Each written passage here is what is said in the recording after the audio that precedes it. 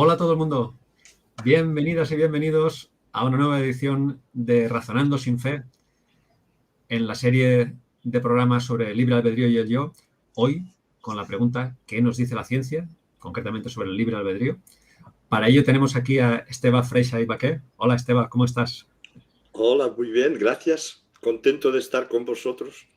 Más contentos estamos nosotros aquí, Christopher y yo, de Hola. presentar juntos este programa para que nos cuentes todo lo que nos vas a ilustrar sobre qué nos dice la ciencia. Hemos traído a Esteba, porque Esteba Freixa y Baqué, es catedrático de Ciencias de la Conducta y Epistemología, que es la rama de la filosofía, para quien no lo sepa, que se ocupa del conocimiento, de cómo tenemos el conocimiento. Y bueno, Esteba está bastante interesado en el tema del libre albedrío y por eso vimos algunas intervenciones suyas en internet y dijimos, hay que fichar a Esteba para que venga y nos cuente la visión científica sobre este tema. Y nada, pues aquí estamos. Si queréis podéis hacer vuestras preguntas en el chat, en el vídeo de YouTube, ahora mismo en directo. Y bueno, igual al final del programa tenemos tiempo y contestamos algunas de ellas, si nos parece oportuno. Y bueno, pues nada, Esteba, vamos a empezar ya directamente. Si quieres, Christopher, ¿qué le vamos a preguntar a Esteba? Bueno, yo creo que además deberíamos empezar, parece una perogrullada, pero por el principio. Entonces, nos interesaría saber de antemano, por ejemplo, para ti, Esteba, ¿cómo definirías el tema del libre albedrío? Porque normalmente aquí Manel suele utilizar la definición de la británica, de la enciclopedia británica, que si acaso lo leo, dice que en la filosofía y la ciencia el libre albedrío es la supuesta capacidad humana para tomar decisiones o realizar acciones, obviamente, independientemente de cualquier estado o suceso previo en el mundo, en el universo. ¿Estarías de acuerdo, Esteve? O sea, ¿lo traducirías, o sea, lo definirías de otra manera? Bueno, la definición, tal como la dan, me parece bien. Que lo definan bien no quiere decir que el libre albedrío exista. Quiere decir que está bien definido lo que la gente entiende o quiere significar cuando utiliza esta expresión. Lo que más me gusta de la definición es lo que hay al principio, ¿no? La supuesta capacidad. Ese supuesta es lo que está para mí en el meollo del asunto, es decir, que se da por supuesto que tenemos una capacidad de decisión, de elección, de poder escoger. Y lo peor es que se supone que se puede elegir, escoger, independientemente, como lo dice la definición, de cualquier, influencia externa o interna. Y ahí es donde las cosas no cuadran en absoluto con lo que podemos decir los estudiosos de la conducta.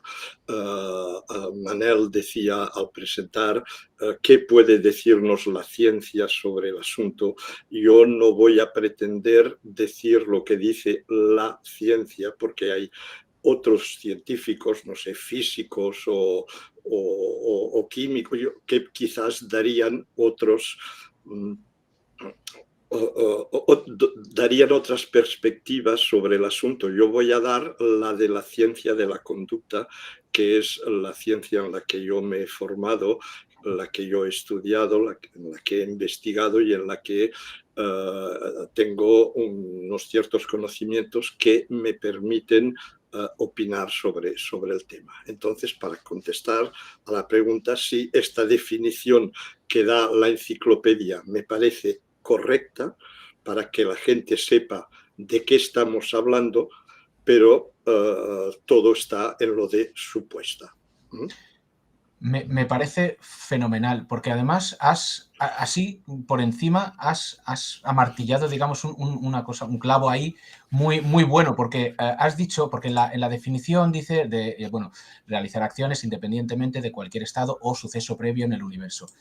Y has señalado que estos estados previos del universo no son solo externos, sino también internos. O sea, eso, estado previo del universo es todo. Todo es estado previo del universo, externos como internos. Porque, claro, mucha gente pensará, bueno, lo que puede que fuera de mí ocurran muchas cosas, pero yo tengo el control.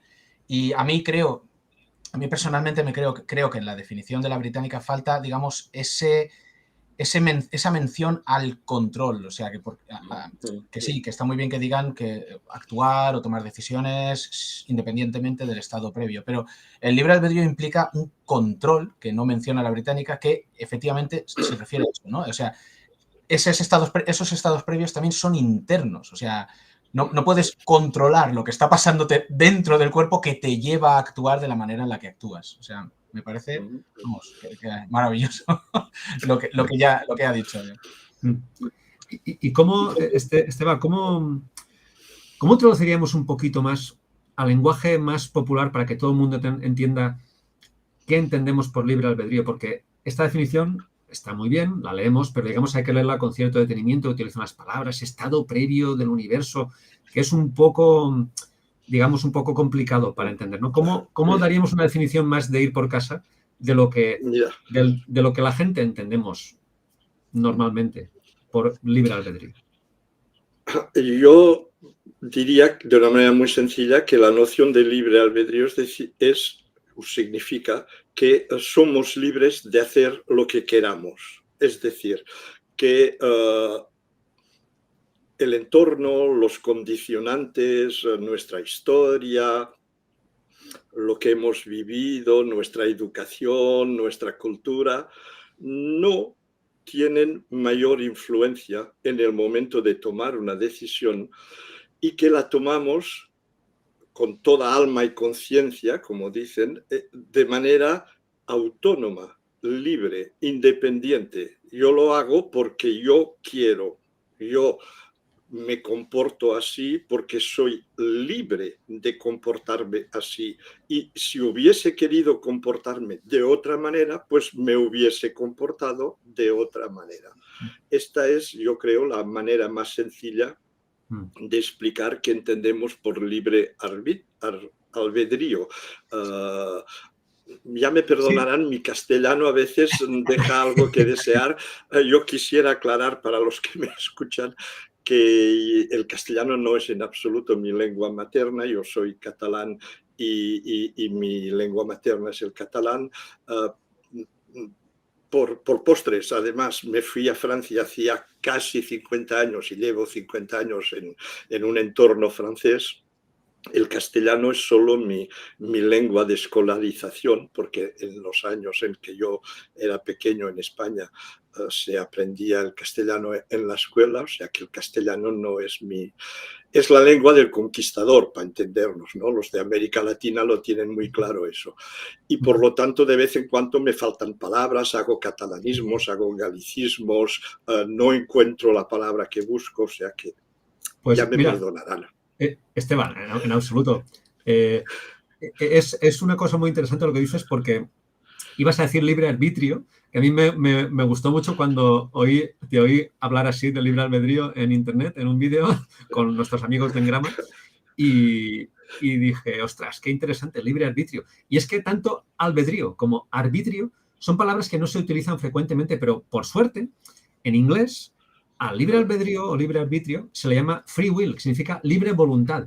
Y esto creo que es bastante más clarificador sobre el concepto para que la gente, todo el mundo podamos entender claramente de qué estamos hablando. O sea, el concepto de libre voluntad, como que la voluntad es libre, como que uno maneja incluso su voluntad. O sea, uno quiere las cosas porque quiere quererlas. Y esto es lo que parece que es un sinsentido, ¿no? O sea, hablar de libre voluntad, o sea, yo puedo hacer mi voluntad. Yo soy libre para hacer mi voluntad. Elijo helado de chocolate porque tengo esa voluntad y lo elijo. Bien, perfecto. Soy libre para elegir eso. Sí, eres libre. Puedes elegir chocolate o cualquier sabor. Perfecto.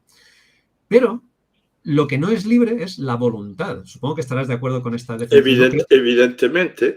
Creo que tenemos... Eso no hace...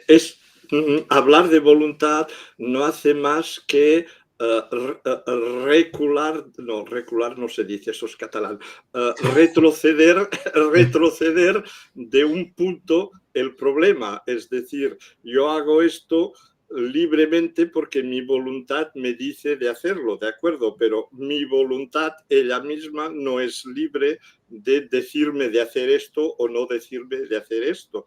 Es decir, no hacemos más que retroceder de un eslabón en la cadena explicativa de la conducta y por lo tanto no hemos avanzado nada. Yo siempre digo que la mayor parte de explicaciones que damos en la vida corriente de nuestros actos que no sabemos explicar de otra manera son de ese tipo, sencillamente moviendo hacia atrás una causa. Aquello de que, mira, los pollos vienen pues del supermercado. Bueno, pues sí, pero no, porque en el supermercado alguien los ha puesto y vienen de más lejos que del supermercado. Es decir, quedarse en esas etapas intermediarias no nos han ayudado a solventar el problema. Cuando un niño dice de dónde vienen los pollos, él lo que quisiera saber es realmente de dónde vienen los pollos. Y si le dicen del supermercado y se contenta con esa explicación, sigue sin saber de dónde vienen los pollos y no hemos ganado mucho. Pero hemos dado una aparente respuesta, es decir, eso parece una respuesta. ¿De dónde vienen? Vienen del supermercado. Ah, de acuerdo. Claro, es eso es lo que quería. O sea, el ser humano siempre se ha un poco endiosado, ¿no? Nos creemos que somos especiales, somos el culmen de todo lo que existe y tal. Entonces nos creemos, o sea, damos una explicación a aquellos fenómenos que observamos y damos una explicación muy simple. ¿Por qué hago esto? Porque yo quiero, por tanto, yo genero esa voluntad, yo genero esto, yo soy el creador de todo, yo existo, y, bueno, yo soy inmortal, yo tengo un alma, yo soy la hostia, o sea, esto no se acaba nunca. La egolatría humana parece que no tenemos límite, ¿no? En uno de sus libros, Skinner, que es el psicólogo americano que más ha contribuido a desarrollar la ciencia de la conducta, la ciencia moderna de la conducta, da un ejemplo que a mí siempre me ha gustado citar para explicar esto del libre arbitrio. Él pone en escena un diálogo entre un filósofo que como buen filósofo es partidario del libre albedrío y un científico de la conducta que evidentemente es partidario del determinismo. Y el científico de la conducta le dice al filósofo, le dice, mire, fíjese usted, usted tiene ahora en las manos una moneda, porque iba a ponerla en la máquina para tomarse un café, y usted dice que es libre de hacer lo que quiera con ella, de ponerla en la máquina o de tirarla al suelo. Yo le digo a usted que no es libre, que usted no la va a tirar al suelo porque sería perder la moneda, que usted la va a poner en la máquina para obtener su café. Su conducta está totalmente determinada. Aún no ha terminado el científico de decirle eso al filósofo, que el filósofo, con una sonrisa sardónica, va y ¡paf!, deja caer la moneda al suelo para demostrar al científico que él sí que es libre de hacer lo que quiere y de que el científico va equivocado. Y cuando el filósofo le dice, lo ve, que tengo yo razón, que existe el libre albedrío, el científico le dice, bueno, vamos ahora a examinar tranquilamente la secuencia de lo que ha pasado aquí. Cuando hemos empezado a hablar y que usted iba a tomarse un café, es evidente que la probabilidad de que usted dejase caer la moneda al suelo era muy baja y la probabilidad de que se tomase el café era muy alta. Yo he manipulado esa probabilidad haciendo que sus ganas de demostrarme que voy equivocado y que usted tenga razón sean más poderosas que el hecho de tomarse un café o de perder una moneda.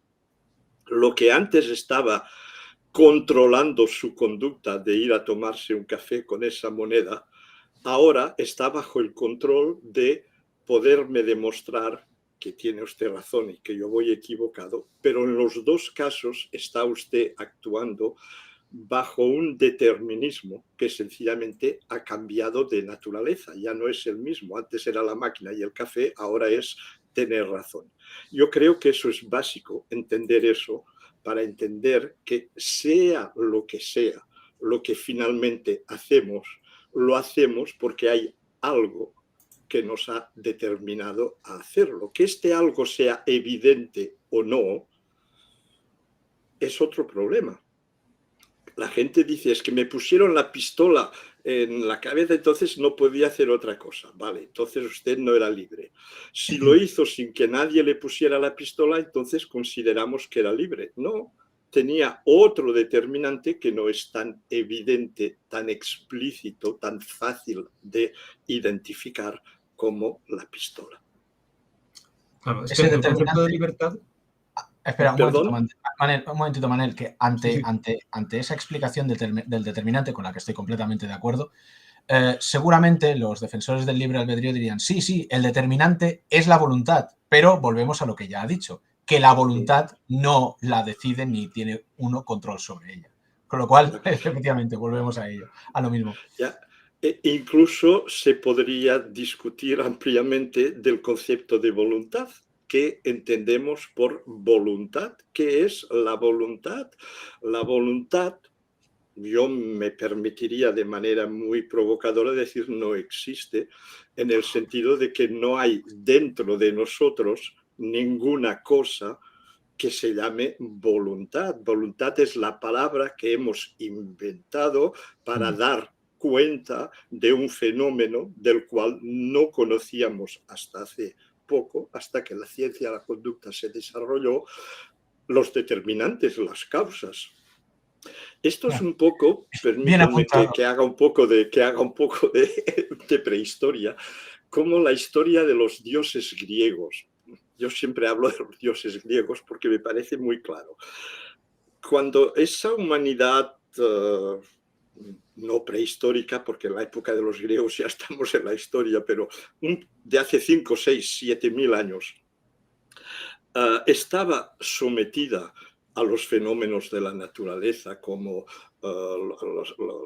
las tormentas en el mar, los grandes vendavales de viento que lo destruyen todo, los rayos que caen y que queman casas, las diferentes fuerzas de la naturaleza que veían actuar y de las cuales no tenían la más mínima explicación. No podían hablar de presión atmosférica, de anticiclón, ni de estas cosas, porque evidentemente no había ese conocimiento. ¿Qué hicieron los griegos para explicar lo que estaba pasando? Crearon un dios para cada fenómeno de la naturaleza. El dios del mar, el dios del viento, con un nombre, con una historia, con sus mujeres, sus hijos, sus avatares. O sea, toda la mitología griega está basada en personalizar, en buscar un agente causante de los fenómenos que no sabemos explicar.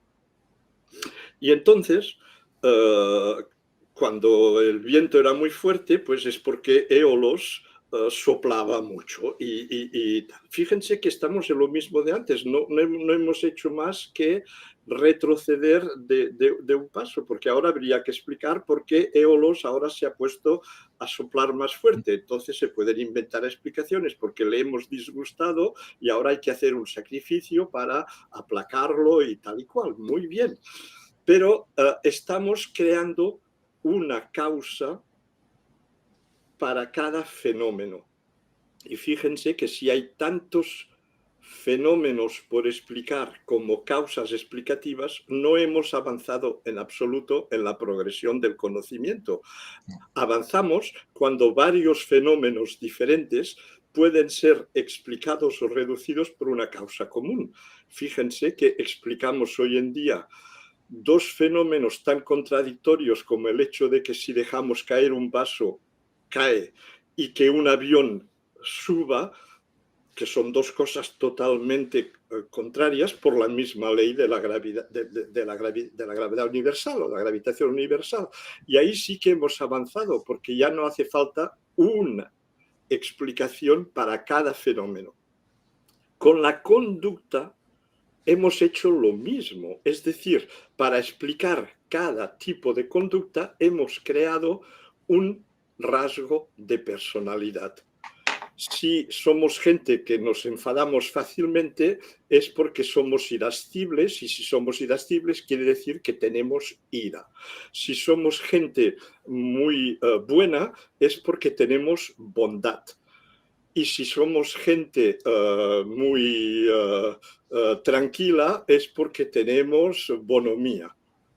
Y así hemos ido creando los 1001 rasgos de personalidad para explicar las 1001 conductas, y seguimos con lo mismo. Hemos retrasado de un eslabón la cadena causal, pero habría que explicar por qué Juanito es tranquilo y por qué Pedro es irascible y por qué Pepe es bueno. No hemos avanzado en absoluto. Es así de tautológico, es decir, la persona que se comporta amablemente, pues decimos que se comporta amablemente porque es amable. Y si es amable es porque tiene amabilidad. De la misma manera se ha forjado la noción de voluntad. Si es voluntario es porque tiene voluntad. Son explicaciones ficticias que surgen en épocas en que se ignoran las verdaderas razones, que la ciencia de la conducta nos las va explicando, pero que como tienen miles de años de historia detrás y que han forjado nuestra concepción del ser humano, pues siguen totalmente vigentes. Y aquí estamos. Este es el problema. Y estamos en el supermercado con los pollos, como decía antes. Estamos en el supermercado y todavía no sabemos de dónde vienen los pollos. Hay dos preguntas interesantes en el chat que creo que vienen a colación precisamente por lo de la conducta, que igual sería interesante que las respondiera. Una es de Alejandro Aguilar, que ha preguntado que si no hay libre albedrío, ¿por qué uno se puede sentir mal por las acciones que lleva a cabo? Es el problema de la responsabilidad. Este es el problema. Entonces, yo no sé si voy a responder perfectamente a la pregunta. Quisiera hablar un poco del problema de libertad y de determinismo, porque creo que están a la base de lo que estamos hablando. Y antes, un paréntesis que se me ocurre, volviendo a lo que decíamos antes, de si hay que decir libre albedrío, libre arbitrio o voluntad libre. Quizás la ventaja, si dijésemos libre arbitrio, es que un árbitro, tenemos la palabra árbitro para el fútbol, por ejemplo, y sabemos que es la persona que toma la decisión, que dice si es gol, si no es gol, si hay fuera de juego, si no hay fuera de juego. El árbitro es el que toma la decisión. Entonces, cuando decimos libre arbitrio, quiere decir que arbitramos, que decidimos, que tomamos decisiones de manera libre. Y por eso a mí me sale más la palabra libre arbitrio, porque, primero, porque es así que se dice en francés, y segundo, porque la relaciono con el papel del árbitro. En cambio, albedrío, para mí, es que la palabra albedrío no quiere decir nada, o sea... Es lo que decía Manel muchas veces. Sí. Vale, eso era el paréntesis, lo cierro. Entonces, el problema de la libertad y del determinismo. La ciencia no puede existir si parte del principio de que los fenómenos no son determinados. Es decir, si las piedras pudiesen caer o no caer según que tengan ganas de caer o no caer según que hoy estén de buen humor o de mal humor, no habría física posible. Si la química no partiese del principio de que dos átomos de hidrógeno y uno de oxígeno van a formar siempre agua, que les guste o no les guste, no habría química. Y así en todas las ciencias, el determinismo es una condición esencial para poder hacer ciencia. Si los fenómenos tuviesen libre arbitrio, no habría ninguna ciencia posible, habría que estar sometidos, sujetos a los capricios de la naturaleza. Y mira, las cosas serían así. Entonces, el problema está en que el ser humano durante siglos se ha considerado como no formando parte de la naturaleza o no pudiendo ser explicado por la ciencia. La ciencia se acaba con la biología, para entendernos, ¿no? Sí. O sea, y costó mucho llegar hasta ahí. Si me dejan que Por supuesto. Al principio, todo era explicado de manera mítico-religiosa, ya hemos visto los dioses griegos tal y cual. Costó mucho a la física desprenderse, emanciparse de la metafísica. Le costó siglos. Pero a base de acumular datos y de tal, y de hacer predicciones justas y tal, consiguió legitimarse, es decir, que la gente aceptase, pues bueno, eso sí, que las piedras, pues bueno, y los planetas, esas cosas tan burdas, tan groseras, pues quizás sí que obedecen a leyes de la naturaleza. Vale, y ahí salió la física. Pero no más, ¿eh? Luego llegó la química. Y la química se puso a explicar la composición de la materia. Mendeleev, su clasificación periódica de los elementos, tal y cual, costó lo suyo porque partíamos de la teoría de los 4 elementos. La famosa teoría del fuego, el aire, el agua y verdad que se me estoy olvidando el último, la tierra, fuego, ¿no? y la tierra, que era una teoría que estuvo reinando durante siglos. Y fíjense que aún era 1000 veces más reductora que la de Mendeleev, porque Mendeleev son 100 y pico, 102 o 104 elementos. Ahí había 4, los 4 elementos y la quinta esencia. No olvidéis la quinta esencia, que era el flogisto, ¿no? La historia estaba muy bien montada. Se podía demostrar empíricamente que todo estaba formado por solamente 4 elementos. Si alguien dudaba de ello, le decían, mira, tráeme un trozo de madera y lo ponemos en el fuego. ¿Qué es lo primero que vemos? El fuego, uno de los elementos que estaba en la madera, que estaba ahí escondido, que no veíamos a primera vista, ahora aparece. ¿Qué vemos? El humo, el aire que se desprende, que tampoco lo veíamos y ahora ya lo vemos. 2.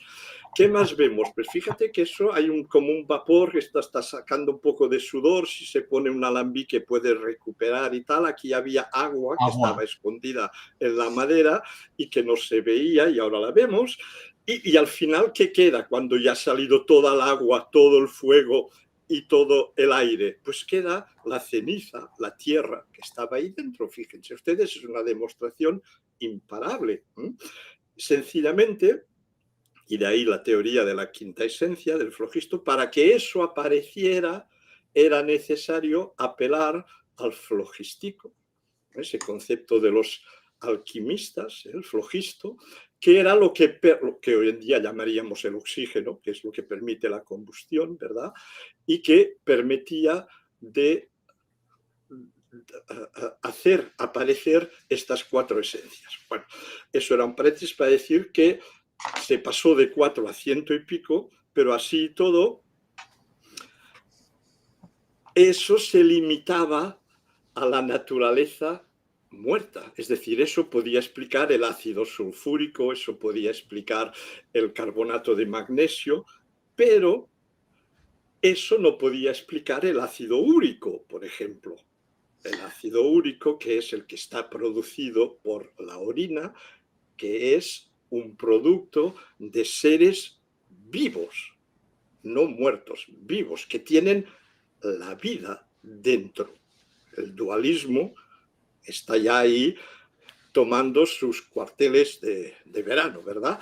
Entonces, al tener la vida, el ser un ser animado, con alma, el elan vital, de tal, hacía que ahí no se podía aplicar química. El ácido úrico nunca podría ser sintetizado en un laboratorio, por más que se descubriese su fórmula, por la buena y sencilla razón de que solo un laboratorio especial, que es el ser vivo, era capaz de sintetizarlo. A eso se le llamó el vitalismo, Sí. que fue la doctrina imperante en biología durante siglos. El vitalismo, es decir, cuando hay vida, estamos cambiando de paradigma. Eso ya no puede explicarse, ya no puede reducirse a química. Hasta que en 1800 no sé cuántos, un alemán va y sintetiza ácido úrico, así en su laboratorio, ¿no? Y con una sola experiencia desmontó el vitalismo para siempre y evidentemente hoy en día se sintetizan hormonas, 50.000, la adrenalina, bueno, prácticamente todo.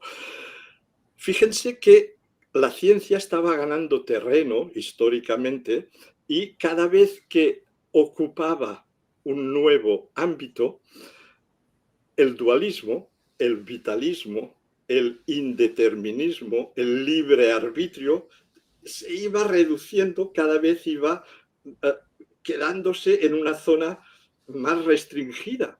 Me recuerda a otra cosa. Le habían quitado la física, le habían quitado la química, ahora le quitaban la biología. ¿Dónde podía refugiarse en una torre inviolable?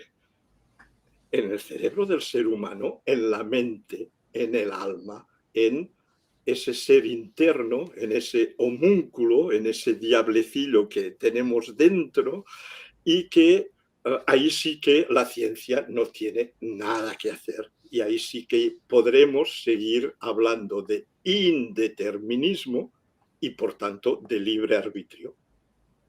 Y ahí es donde llega la ciencia a la conducta y dice, pues señores, van ustedes equivocados porque resulta que les estamos explicando cuáles son los determinantes, cuáles son los factores que nos mueven a actuar como estamos actuando. Son determinantes mucho más sutiles que los determinantes físicos, pero existen. Y por lo tanto, la batalla es la última. Yo siempre digo que es que ahora ya se están luchando con el precipicio en la espalda. O sea, si pierden esta última batalla, se caen por el precipicio, no pueden refugiarse en otro sitio. Y por eso cuesta tanto, porque eso implicaría cambiar completamente nuestra manera de concebir el ser humano y su conducta. Y a ver si ahora voy a responder más directamente a la pregunta. Evidentemente, solo podemos ser responsables de nuestras conductas si somos libres. Si no somos libres, no somos responsables en el sentido moral de la palabra, que no en el sentido, vamos a decir, corriente. Me explico.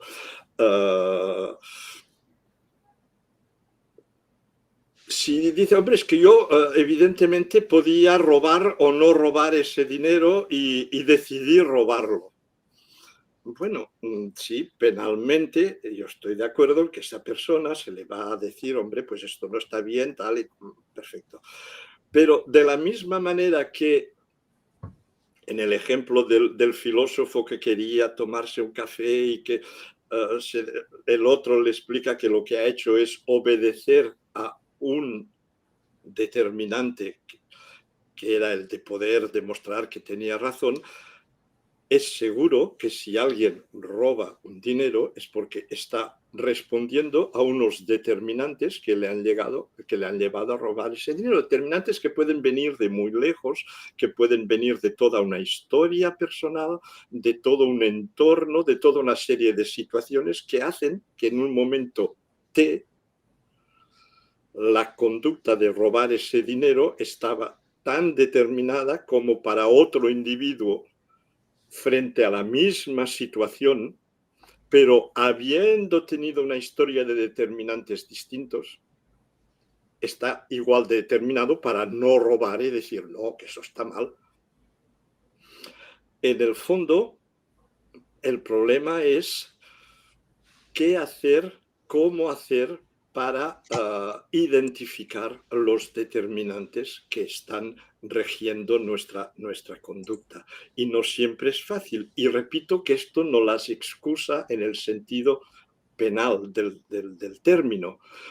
Lo que sí que esto hace es quitar esa idea de que si lo ha hecho es porque es malo, porque tiene el vicio.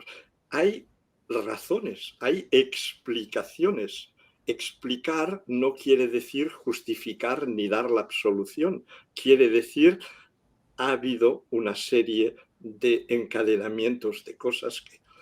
Y cuando nos dicen, como nos lo dicen siempre, hombre, es que eso que estás diciendo del determinismo no puede, ya se ve que no puede ser, porque fíjate, en ese mismo barrio en el que hay todos esos problemas de drogas y de delincuencia de tal y cual, está Juanito, que es verdaderamente eso, un malvado, un despiadado, tal, y está fulanito, que es un santo, y fíjate, los dos han evolucionado en el mismo ambiente.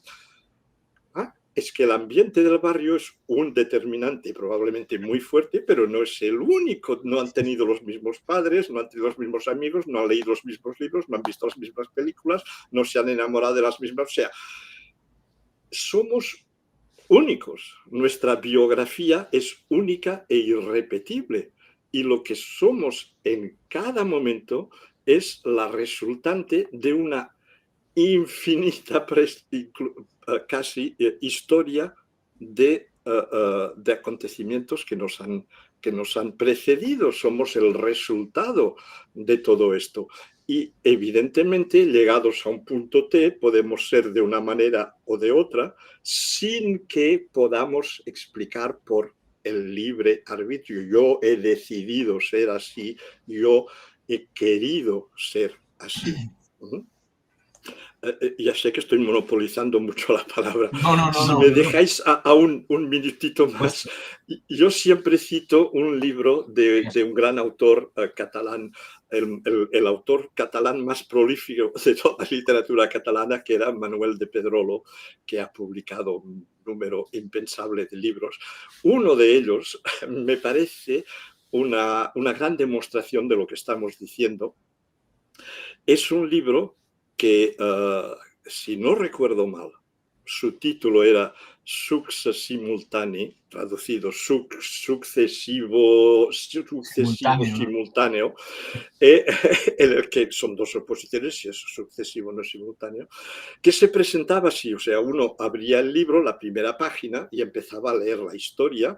Juanito se levanta, tacatá, se afeitas, toma su café, tal, baja las escaleras, sale a la calle, abre la puerta, sale a la calle y gira hacia y ahí se termina la página. Entonces uno, pues, da la vuelta a la página para seguir leyendo la historia. Y a partir de ahí el libro está dividido con una línea horizontal que divide las páginas en dos partes, y la historia continúa con dos historias diferentes. La primera empieza por derecha, porque se terminaba, gira hacia la derecha, y la otra es hacia la izquierda. Y a partir de esta simple diferencia en el momento de salir de su casa, se construyen dos novelas succesimultáneas, es decir, dos historias completamente distintas, Manuel de Pedro. determinadas únicamente por el hecho de que giró a la derecha o giró a la izquierda. Había una película preciosa sobre el tema, cuyo nombre he olvidado, que era el mismo tema. Ahí, en vez de girar a la derecha o a la izquierda, era una persona que bajaba a buscar el metro y corriendo porque el metro ya estaba a punto de marchar, y en una de las dos versiones entra en el metro antes de que cierren las puertas y tal, y en la otra hay gente en el pasillo que le impide y se le escapa el metro. Y a partir de ahí salen dos historias completamente diferentes. Uno termina siendo un santo y el otro un bandido, ¿no? Entonces, claro, es muy sencillo de culpar al bandido de ser bandido y de glorificar al santo de ser un santo, porque cuando vemos el resultado final, evidentemente es muy distinto. Pero hay un camino que ha llegado hacia allí. Y fíjense que en este ejemplo, y con eso acabo, nos hemos centrado en un punto de ruptura, girar a la derecha, girar a la izquierda, o coger el metro o no cogerlo. Pero es que después de este punto de ruptura, girar a la izquierda, hay otro, girar a la izquierda y encontrar a Juanito o no encontrarlo. Y o sea, hay una ramificación, una arborescencia constante en nuestra vida que nos lleva a un universo de posibles impresionantes. Hay una película de la que sí recuerdo el nombre, que es francesa, de Alain Resnais, que se llamaba, además el título estaba en inglés, Smoking, No Smoking, fumando o no fumando. Y el tema era ese, era una persona que llega a un metro y dice, ¿usted quiere un cigarrillo? Y contesta, sí, yo fumo, y el otro, no fumo. A partir de ahí salían dos historias, cada una se dividía en dos, y cada una se dividía en dos. La película eran 8 historias diferentes, y bueno, se paró en 8, hubiese podido hacer evidentemente 16, 32, etcétera, etcétera. Además, con el aliciente de que todas las historias, todas, solamente había dos personajes, un hombre y una mujer, un actor y una actriz, que jugaban todos los papeles posibles en todas las historias. Para mí eso es una manera de hacer entender que lo que hacemos tiene sus causas, aunque no las identifiquemos. Me parece maravilloso. Puedes seguir hablando, me parece que 5 horas no nos bastarían. O sea, ha sido maravilloso. Lo único que me gustaría señalar es, ha dicho que llegado a un punto el vitalismo se acabó. Me temo, me gustaría estar de acuerdo, pero creo que no, creo que el vitalismo no se ha acabado. Evidentemente, como tampoco se han acabado las creencias religiosas, como tampoco se han acabado. Claro, este es otro problema del conocimiento. Normalmente, cuando aparece una fuente de conocimiento mejor que la precedente, se deja de lado la precedente y se adopta la nueva. Cuando la humanidad tenía únicamente explicaciones mítico-religiosas, pues no había otra cosa. Pero cuando empezaron a salir las explicaciones racionales, filosóficas, que como mínimo tenían la ventaja respecto a las otras de que habían de ser razonables, demostrables, fue un gran paso pasar de la irracionalidad a la racionalidad. ¿Creen ustedes que entonces, en la época de los filósofos en la Grecia, los dioses cayeron en desuso? No, sencillamente se añadieron. Había la visión religiosa y la visión filosófica, como si fuese, mira, yo oye más esta, me gusta más la otra. Bueno. Sí. La visión filosófica era mejor, pero no sustituyó, sino que se añadió. Y luego vino la visión científica, que tiene un plus, un algo más respecto a la filosófica, que es que no únicamente tiene que ser racional y lógica, sino que además tiene que estar contrastada con la experiencia, con la realidad. No es solo razonar, sino que además es demostrar. Y por lo tanto, se hubiese podido dejar caer todas las filosofías. Y no, se agregó, y ahora tenemos conocimiento religioso, conocimiento filosófico y conocimiento científico. Por lo tanto, estoy totalmente de acuerdo contigo con decir que es que no se ha muerto, evidentemente. Se ha muerto para la gente que sabe, para la comunidad científica, Exacto. pero ¿qué va? Si por no morirse no se ha muerto ni el creacionismo. O sea, Ahí está, sí. si hay gente que aún está diciendo que lo de Darwin es una explicación como otra, que vale, pero que no tiene más valor que la del creacionismo. Y evidentemente, cuando yo digo que está superada para la gente que sabe. De hecho, relacionado con esto, el segundo apunte que quería hacer es que ha dicho que, claro, llega un momento en el que están combatiendo al borde del abismo, pero es lo mismo pasa con las creencias religiosas. Y es que yo creo que pueden flotar en el abismo, porque como usan magia, pues el abismo ya no les afecta, porque flotan en el abismo. O sea, la magia lo explica todo. No hay nada que no pueda explicar la magia.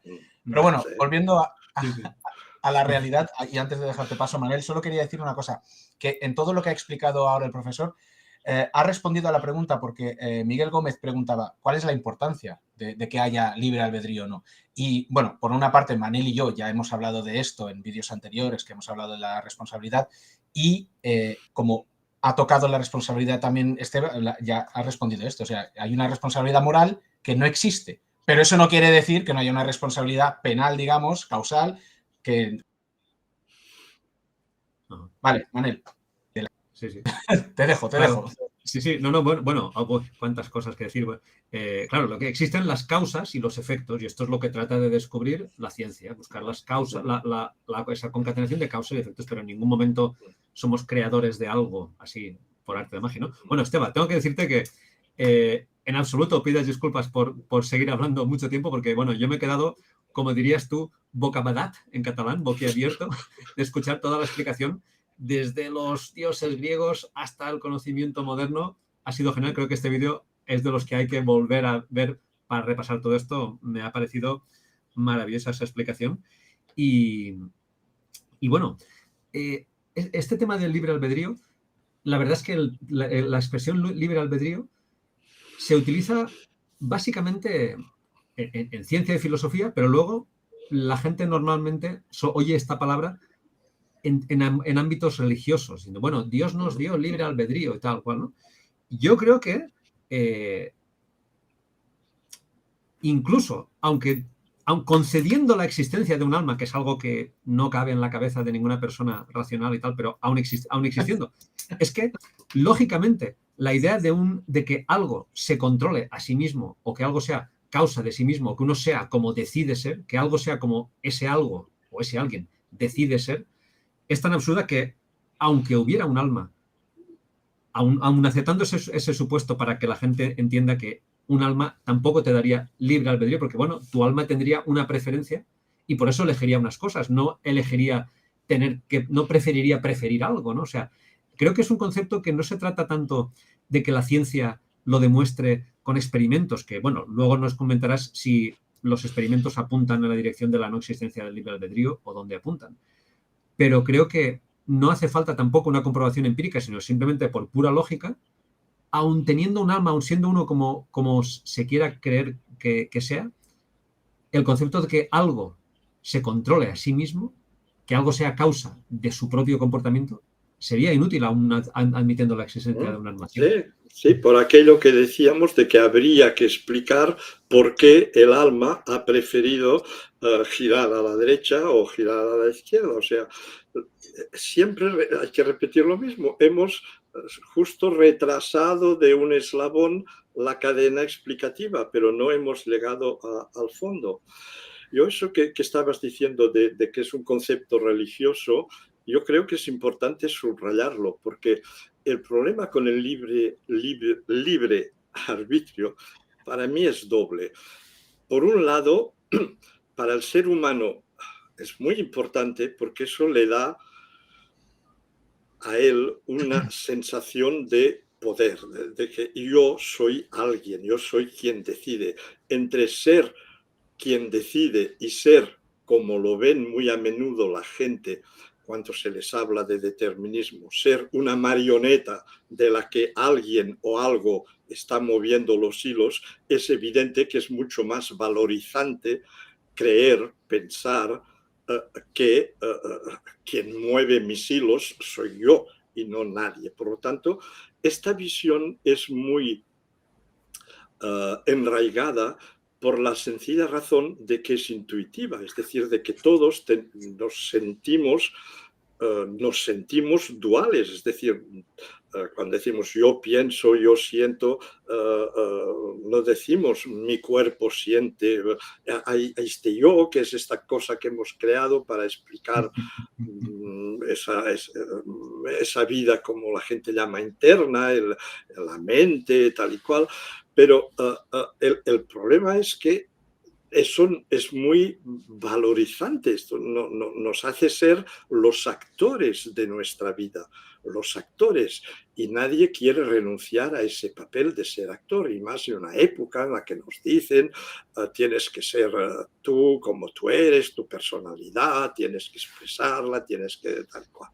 Ese es un problema, el sentimiento de egoísmación o como lo queráis, el sentirse libre, ¿no? El sentirse amo de su conducta.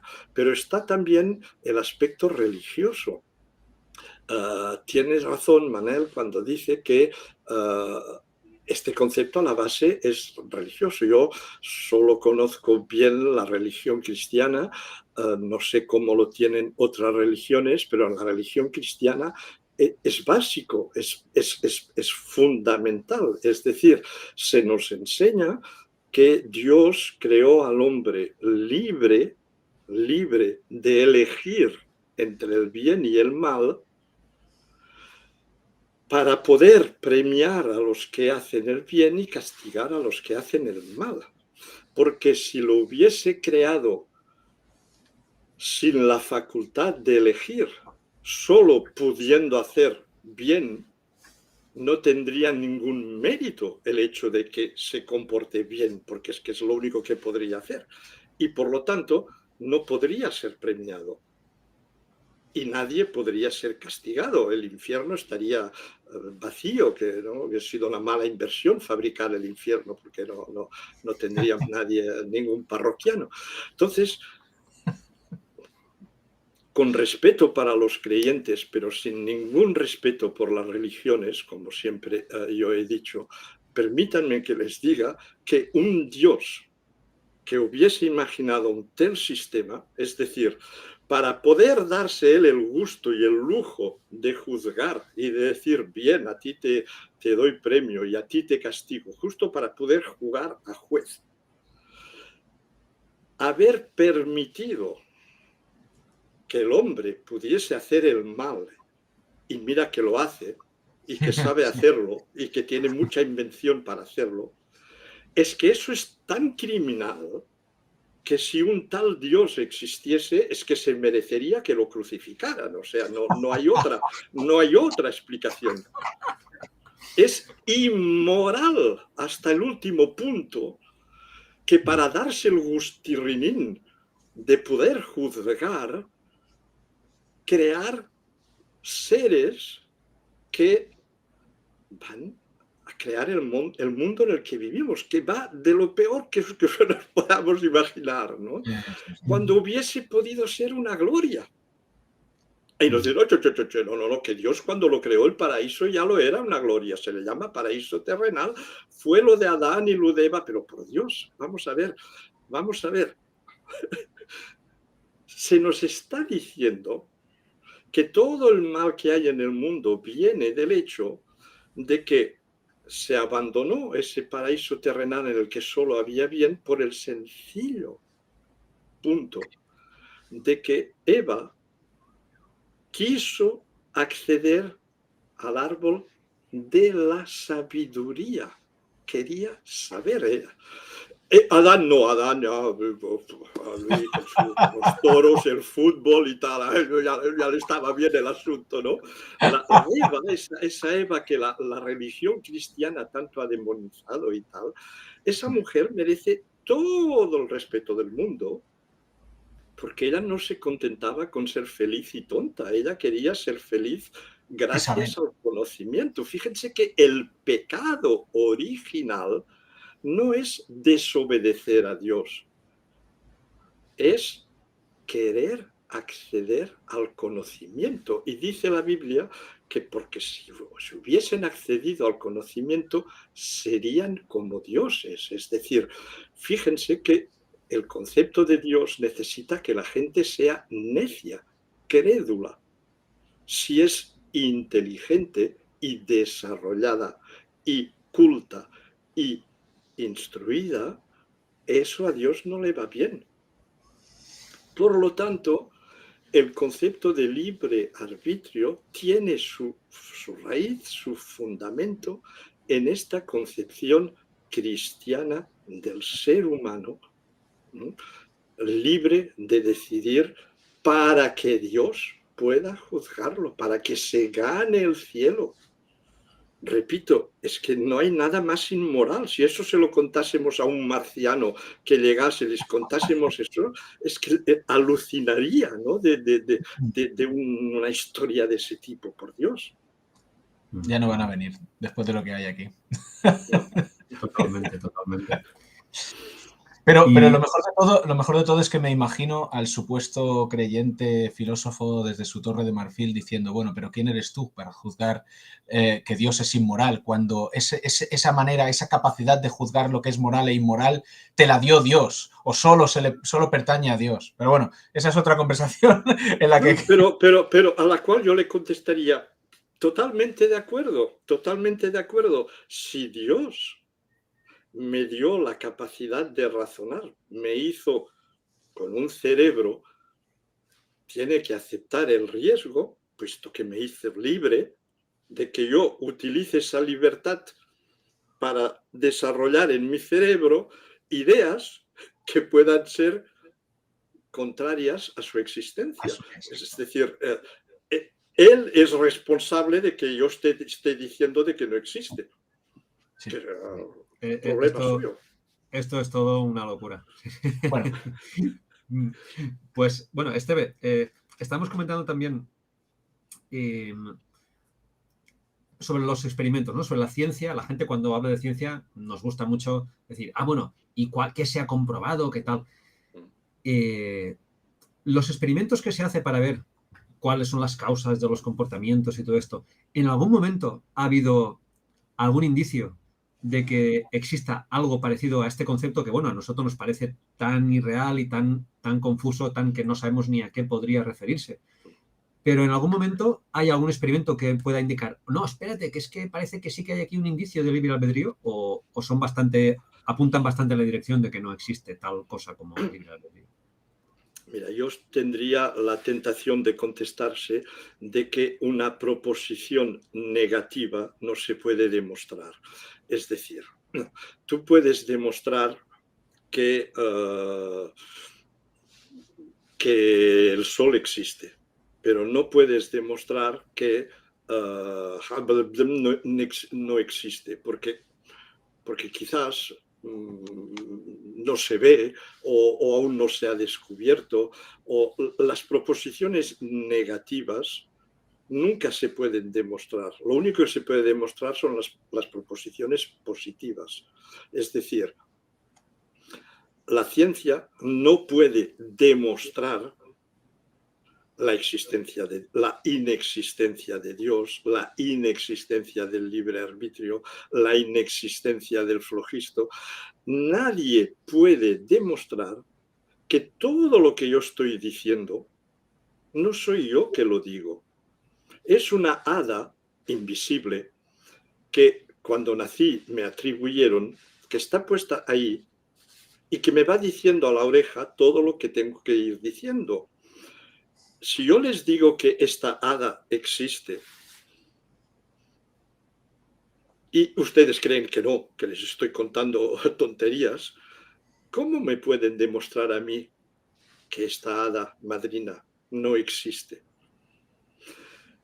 Quizás yo podría demostrar su existencia de alguna manera, quizás, pero su no existencia es indemostrable. Por lo tanto, la pregunta, ¿la ciencia ha demostrado que no existe libre arbitrio? Es una pregunta que no tiene otra respuesta que nunca se pueden demostrar proposiciones negativas. Fíjense que eso se parece un poco a lo que ocurre en el terreno de la justicia. En justicia hablamos de la presunción de inocencia y de la declaración de culpabilidad. Es decir, se parte del principio de que todo el mundo es inocente. La inocencia de alguien no está por demostrar, no se puede demostrar en el sentido de que está dada de antemano. Lo que sí quizás se puede demostrar es su culpabilidad. Y como que culpabilidad e inocencia son opuestos, si se demuestra la culpabilidad, cae la inversa de la inocencia.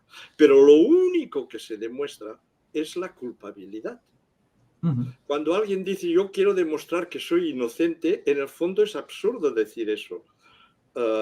Porque inocente lo eres hasta que demuestren que eres culpable.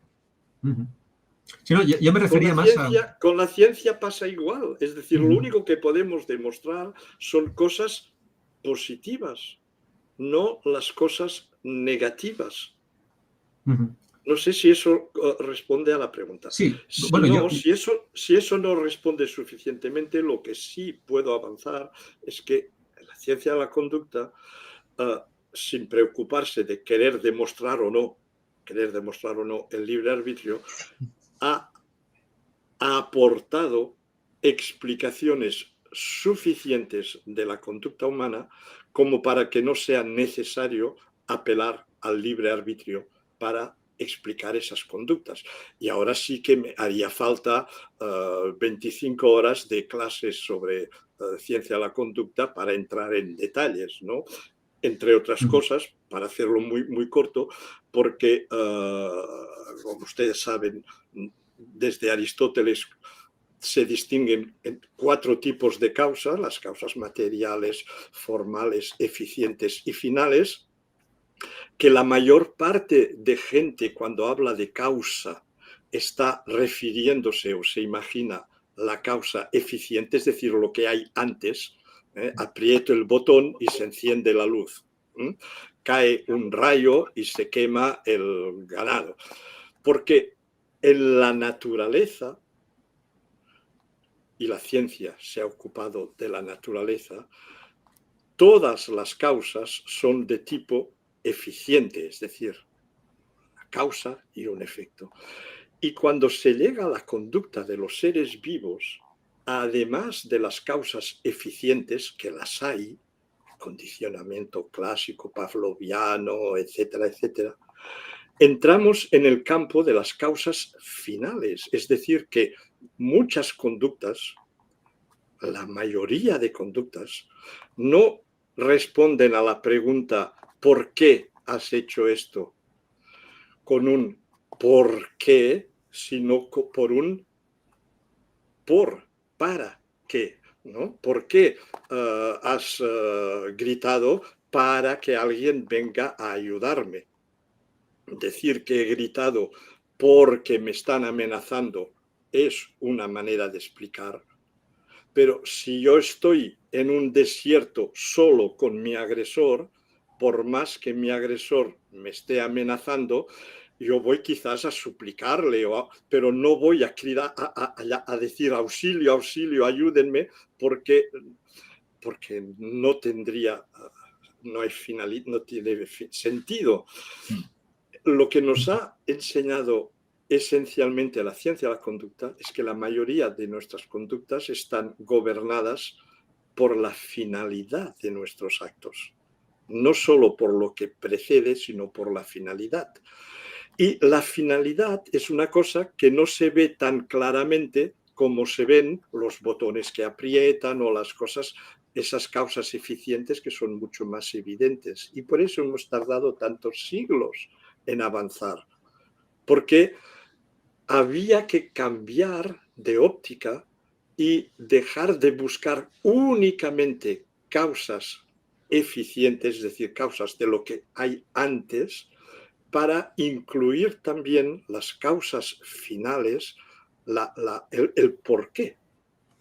¿Qué es lo que estamos intentando conseguir o evitar haciendo esto o haciendo lo otro? Y eso es lo que está regiendo, gobernando nuestra conducta y haciendo que no sea libre, sino que sea determinada. No determinada de una manera tan grosera como si me tuercen el brazo, sino de una manera mucho más sutil. Fíjense que en el ejemplo que les di del filósofo y tal, el hombre deja caer la moneda para demostrarle que no por tal, es la finalidad. Y bueno, repito que no voy a hacer todo un curso, pero es muy importante que tengamos en cuenta esto, que las conductas tienen un aspecto de finalidad, de instrumento para obtener o para evitar cosas. Y por lo tanto, es más difícil identificarlas, sobre todo si estamos acostumbrados a buscar en los antecedentes más bien que en los consecuentes. Y lo mejor de todo es que ahora, hablando de ciencias de la conducta, de hecho, la mera existencia de la ciencia de la conducta ya es un golpe fuerte al libre albedrío. Claro. Porque si hubiera libre albedrío, ¿cómo vas a estudiar la ciencia de la conducta de algo que... Es lo que yo siempre he dicho a mis estudiantes. Oigan, si no hay fenómenos con leyes, no tendría sentido que viniesen a la Facultad de Psicología a aprender, porque lo único que podrían aprender es casos individuales. O sea, cojan ustedes el listín telefónico y le voy a estudiar a Juanito, a Fanito. Si no hay nada de común, si no hay leyes, si no hay fenómenos recurrentes, si no hay leyes generales, que luego habrá que adaptar. Como he dicho antes, cada ser es único porque tiene una única historia personal. Pero si no hubiese constantes, si no hubiese leyes, si no hubiese determinismos, no existirían los estudios de psicología. ¿Qué iban a enseñar a la gente? Digo, aparte de decir, cojan ustedes Google y vayan googleizando a toda la gente para saber lo que pueden entender, para estudiarlo. O sea, sí, no. Fíjense que no es contradictorio en absoluto, aunque lo parezca, decir que somos seres únicos e irrepetibles en todo el universo y decir que somos totalmente determinados. No es contradictorio. No hay dos piedras exactamente iguales en la naturaleza, porque han sufrido rozamientos. No hay dos que sean iguales, pero bueno, todas caen. Cierto, si usted quiere calcular de manera muy fina cómo cae una y otra, tendrá que tomar en cuenta su forma particular, el ángulo, la incidencia. ¿De acuerdo? Pero eso no invalida las leyes de la física. Y de hecho es más, si cogiéramos una piedra y la clonáramos, o sea, y pudiéramos, si tuviéramos la capacidad de recrear la misma piedra, tampoco sería la misma piedra, porque serían dos piedras numéricamente diferentes. Y como ya ha puesto el ejemplo del libro, o sea, ya el mero hecho de que fueran sencillamente numéricamente diferentes ya se ramifica y van a tener historias completamente diferentes. Pero bueno, volviendo a... Sí, la diferencia es que en el momento de que se les clonasen, en aquel mismo momento, antes de que empezasen sus dos historias diferentes, en aquel momento sí que a nivel, vamos a decir, físico, se comportarían igual. Sí, eso en aquel momento inicial, sí. De acuerdo, pero luego eso luego ramifica. Evidentemente. La siguiente, yo creo que la siguiente pregunta, bueno, pues teníamos dos ahí una detrás de la otra, pero yo creo que las están tan relacionadas que más o menos ya lo ha contestado porque con lo que ha dicho, pero ¿qué implicaciones puede haber que ¿qué implicaciones tiene? O sea, que no haya libre albedrío. Es decir, ¿por qué hablamos de ello? O sea, ¿y por qué la gente lo rechaza? Porque yo creo que está íntimamente ligado, las implicaciones de que no haya libre albedrío. Hombre, es muy difícil para un ser humano normal llegar a la conclusión de que no hay libre arbitrio, porque, como decía antes, Esto lo había dicho, sí. le desmonta la imagen que tiene de él mismo y se le está diciendo que su conducta está determinada, aunque esos determinantes sean muy sutiles y muy finos. Y eso cuesta mucho.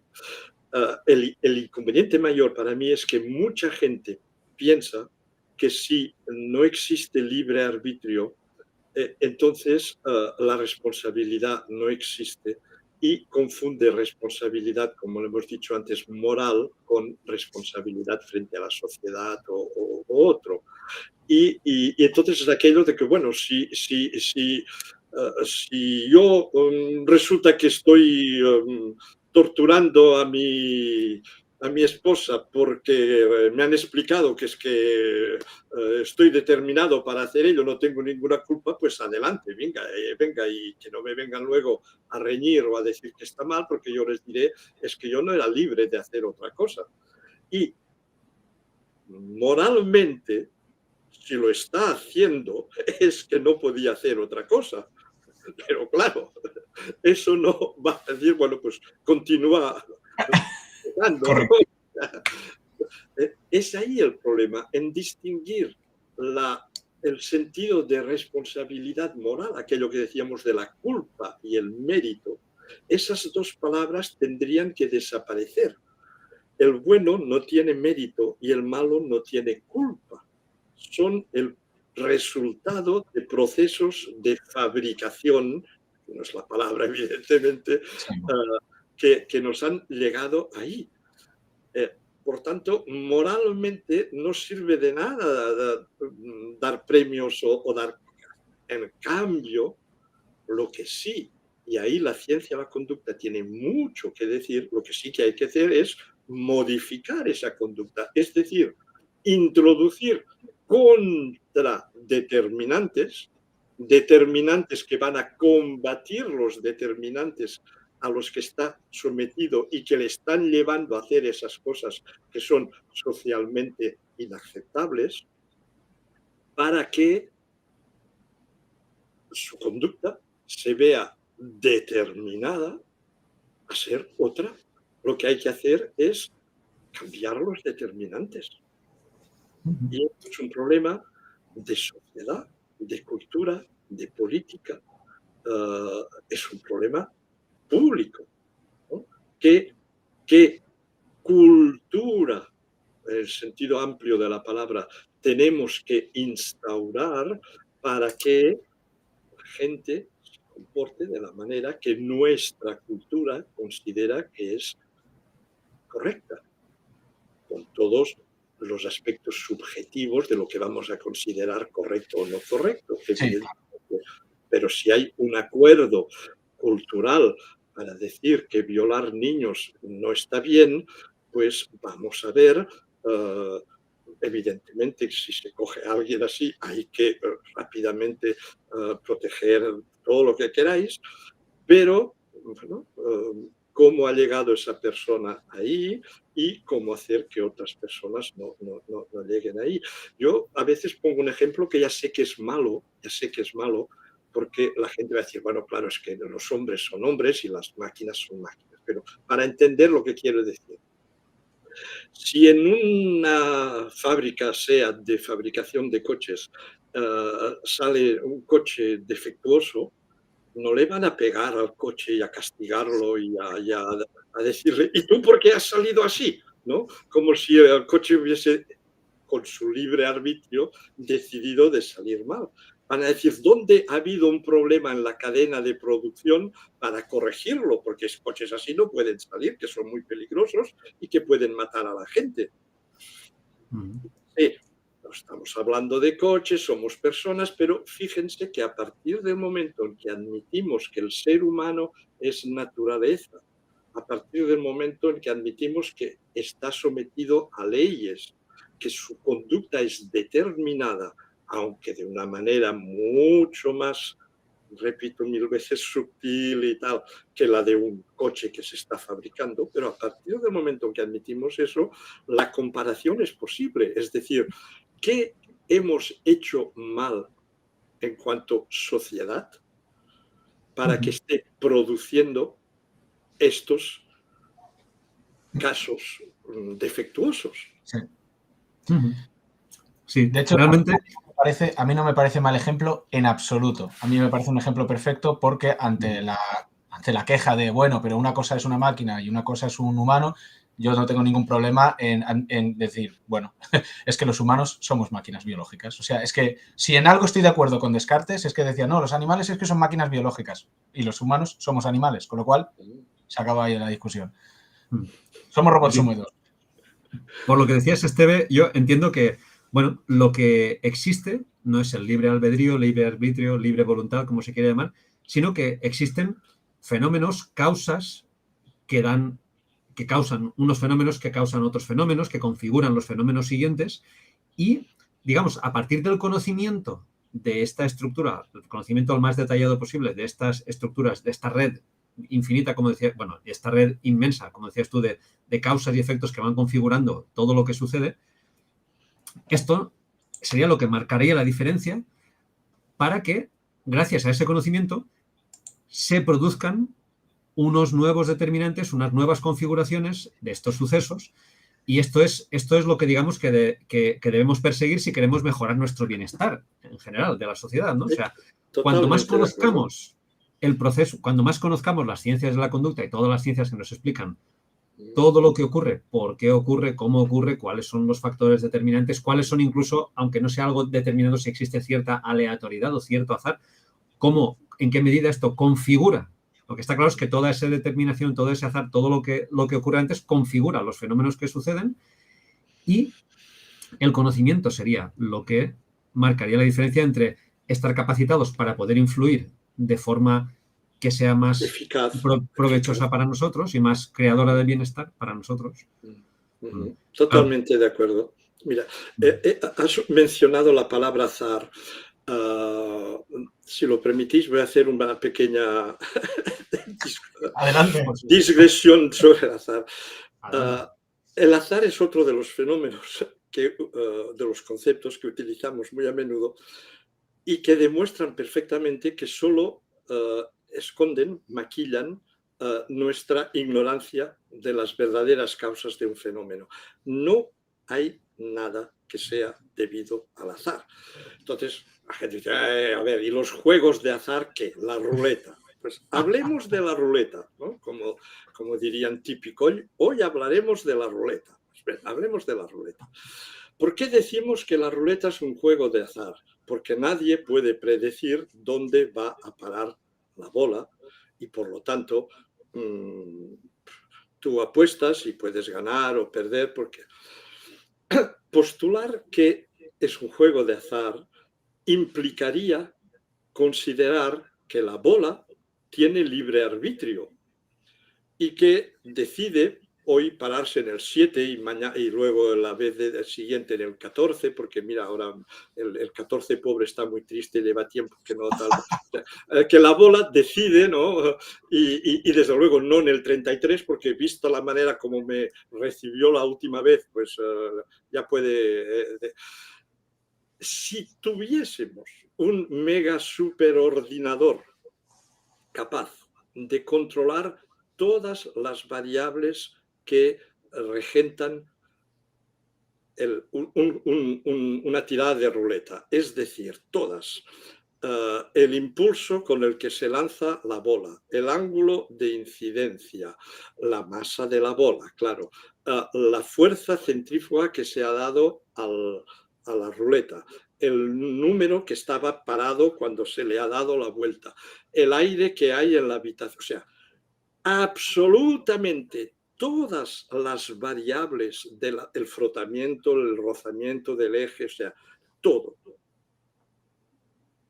Pues a cada vez se podría predecir dónde se va a parar la bola, porque la bola no puede escoger dónde va a pararse. Se para allí donde el conjunto de leyes físicas que está actuando sobre este conjunto que llamamos juego de ruleta, están actuando.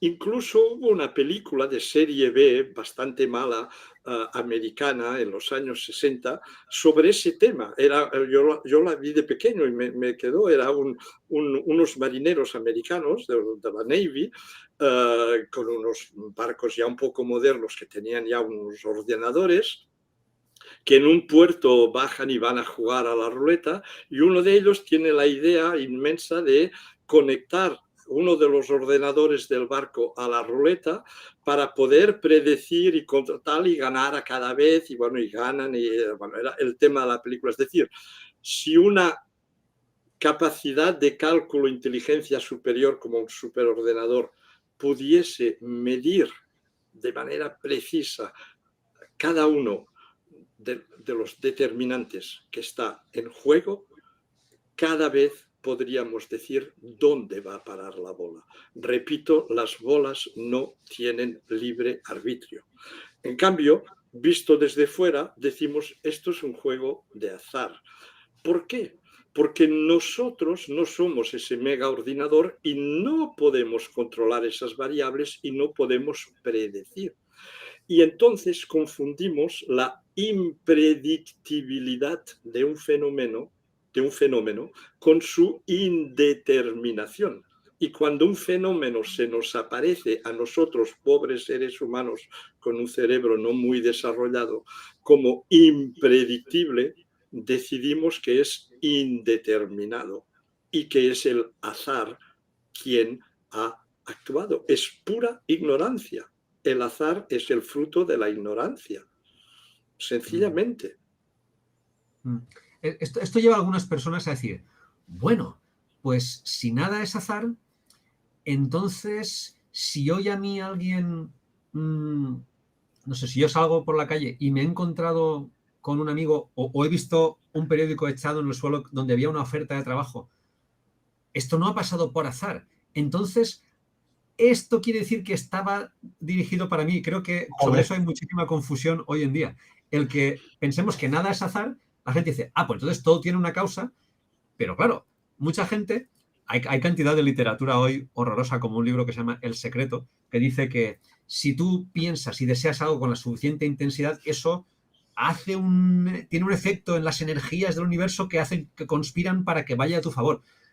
Pero claro, cuando decimos que nada es azar, la gente dice, ya está, ¿ves? Y tú dices, no, bueno, mira, es que, oye, mira, iba caminando por la calle, me ha caído una piedra que ha caído en un tejado, pues mira, es que es casualidad, que no había una razón, no es que yo tenía que esa piedra iba destinada a mí.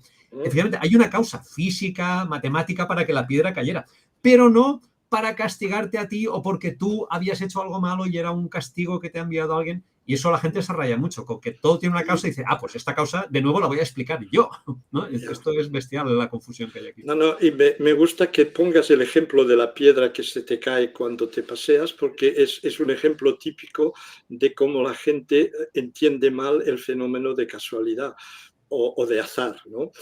Si uno sale a pasear y le cae una, ¿cómo se dice en castellano lo que en catalán decimos una teula? Una teja. Una teja.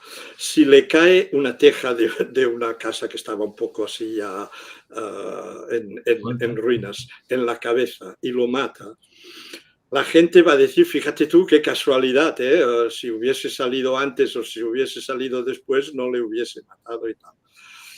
Se considera casualidad porque a esos dos fenómenos se han encontrado en un punto determinado.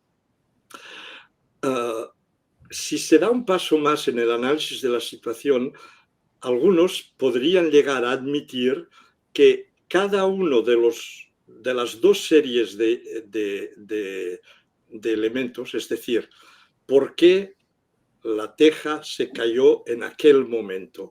Pues porque llevaba ya mucho tiempo con el agua gastada, el viento, el punto de apoyo tal y cual, y si tuviésemos lo que decía antes del ordenador, pudiésemos conocer todo el detalle, hubiésemos podido predecir que se iba a caer el jueves 14 a las 12:22:15 segundos. Hay gente que eso lo puede admitir, eso estaba determinado.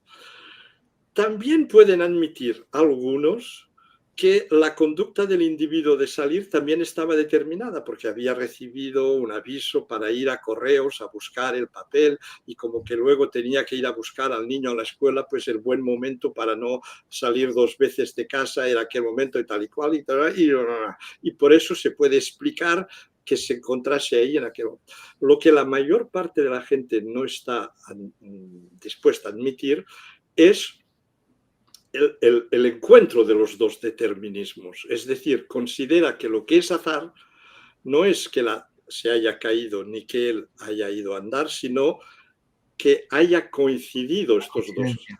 Claro.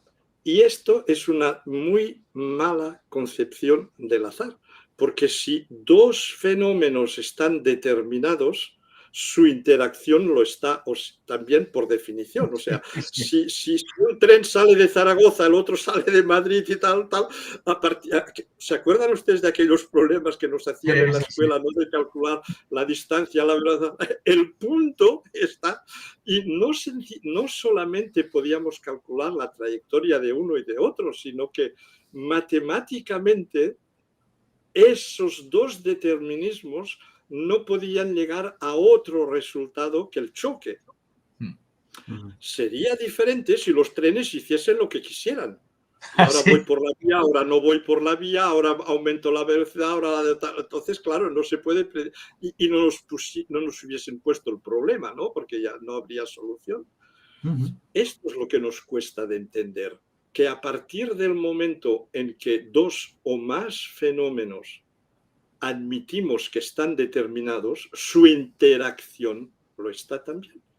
Y esta idea no es en absoluto nueva. Filósofos, antes hablábamos de los filósofos, la han desarrollado desde hace siglos.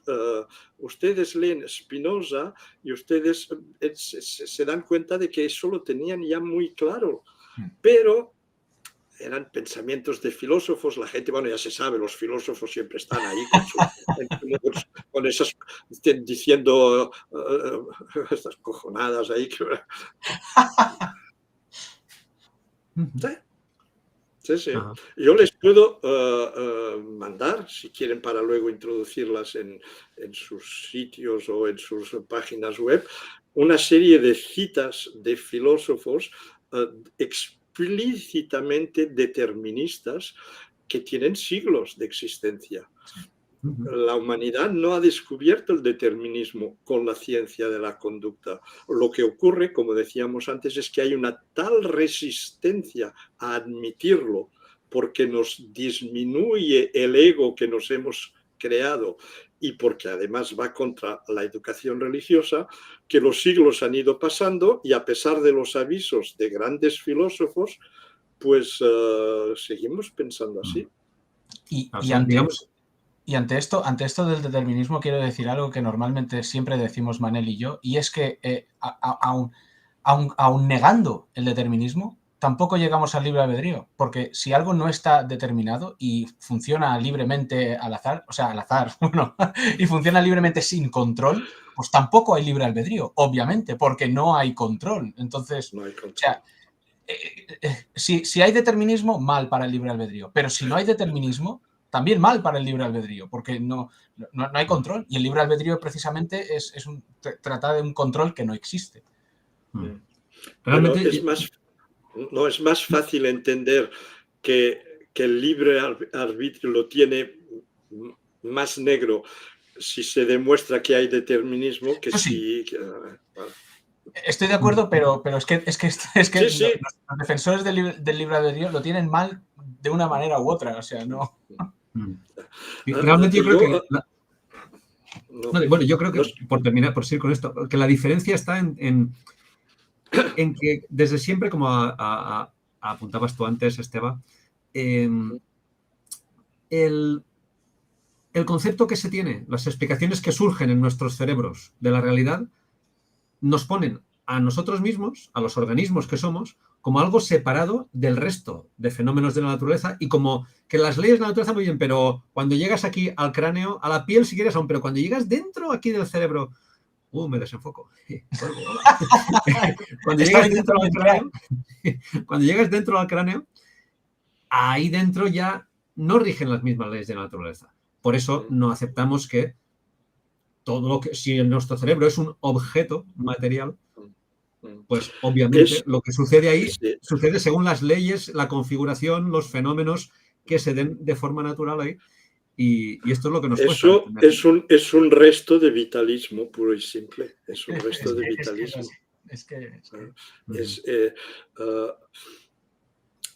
Se me ha ocurrido mientras hablaba que quizás no quedó claro suficiente cuando dije con respeto para los creyentes, pero sin respeto para las creencias. Si me dejáis un minuto, me gustaría precisar eso porque no quisiera que nadie se sintiese ofendido. Yo soy de los que piensan que las únicas cosas que son inviolables y que son dignas de respeto son las personas humanas. Las ideas, sean del tipo que sean, filosóficas, políticas, económicas, religiosas, las ideas, por definición, son discutibles todas, y más que discutibles, pueden ser objeto de burla, pueden ser objeto de lo que sean, porque estamos hablando de ideas. Entonces, el mal está en que la gente se identifica demasiado con sus ideas, y si yo soy creyente en Dios y me critican a Dios, yo me siento ofendido como si me criticasen a mí. Yo no veo por qué, en nombre del respeto de las ideas, yo tendría que respetar cosas que me parecen cuentos de hadas y absurdideces totales. Yo tengo el derecho de expresar mi opinión sobre las creencias, porque creer no es saberla, es la definición misma de creer, es aceptar algo sin pruebas. Acuérdense del Evangelio, Santo Tomás, que pone los dedos en la llaga y bienaventurados aquellos que creerán sin pruebas, etc. Creer es la oposición a saber. Y ya volvemos con lo del Génesis y el árbol de la sabiduría y tal. Por lo tanto, yo no tengo por qué respetar las creencias, en absoluto. Puedo decir todo el mal que quiera de las creencias. Francia es uno de los pocos estados en el mundo en el que la blasfemia no es un delito. Blasfemar no es un delito, y eso creo que debería existir en todos los países modernos. En cambio, que una persona tenga tal y tal creencia y que por el hecho de tener esta creencia se le discrimine, se le ataque, eso es sencillamente intolerable. La gente es sagrada. Las ideas no tienen nada de sagrado. Eso quisiera dejarlo claro para no parecer aquí un degollador de curas. No.